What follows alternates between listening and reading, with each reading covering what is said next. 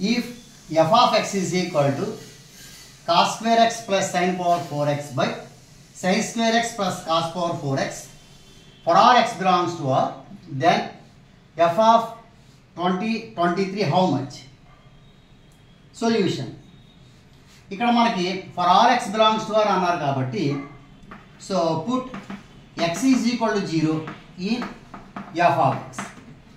Therefore f of 0 అంటే x ఉన్న చోట 0 రాదు.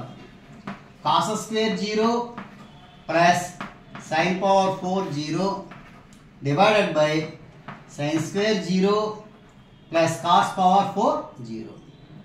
Cos 0 value 1, so 1 square. Sin 0 value 0, power 4. Sin 0 0 square. Cos 0 1 power.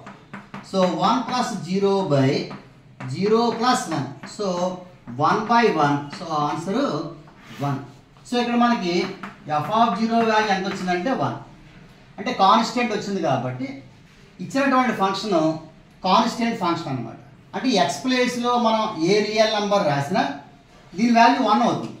So f of 23 value కూడా 1. So ఇది మనకి ఫస్ట్ ఆప్షన్లో ఉంది. So answer first option. Thank you.